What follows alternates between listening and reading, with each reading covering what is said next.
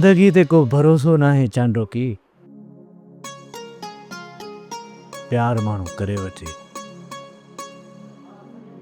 इएं न मरण महिल दिल में का हसरत रहिजी वञे त इहो न करे सघियासीं। ज़रली तू ओचितो ही उदास ॻाल्हियूं छो शुरू करे छॾींदो आहीं? अञा असां जवान आहियूं, सेहतमंद आहियूं। असां ज़िंदगी में अञा ॾिठो छा आहे, माणियो छा आहे?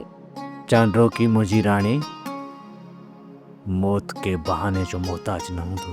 अल्लाह पाक हिन जहान में इंसान जे अचण जी तरतीब रखी आहे। जीअं ॾाॾो,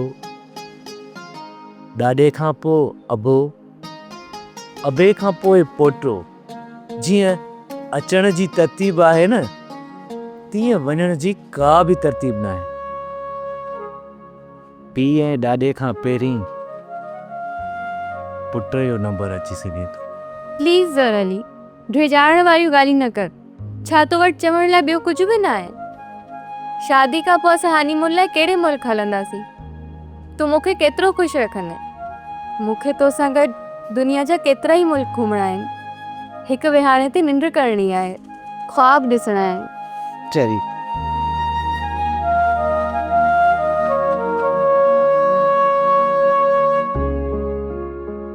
अस्सलाम वालेकुम शाह मुराद खान साहब। मां शम्स पियो ॻाल्हायां। केरु शम्स? सॉरी, मूं तव्हांखे कोन सुञातो आहे। हा मूंखे ख़बर आहे तव्हां मूंखे नथा सुञाणो। मां एसपी ज़र अली जो बेस्ट फ्रेंड आहियां, दोस्त आहियां। ज़रल जी तबियत कीअं आहे? हुन जी वालदिन सां तव्हांजो राब्तो थियो? मां त पल पल उन्हनि सां राब्ते में आहियां, पर ज़र अली खे दुआउनि जी ज़रूरत आहे। हिन महिल तव्हां मूंखे फ़ोन कीअं कयो आहे?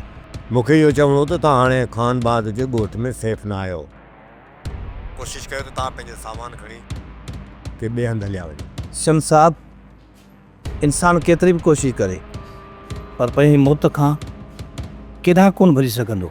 तव्हांजी ॻाल्हि सही आहे, पर पंहिंजे औलाद जो ऐं पंहिंजी ज़ाल जो फ़िक्रु तव्हांखे ई करणु घुरिजे।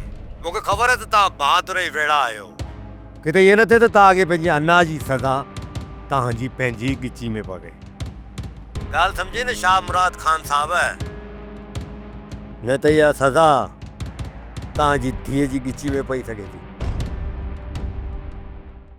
सोप सीरियल वेरन जी वस्ती तमाम एपिसोड्स ॾिसो HD क्वालिटीअ में। विजिट करियो असांजो YouTube channel Sindh TV HD drama.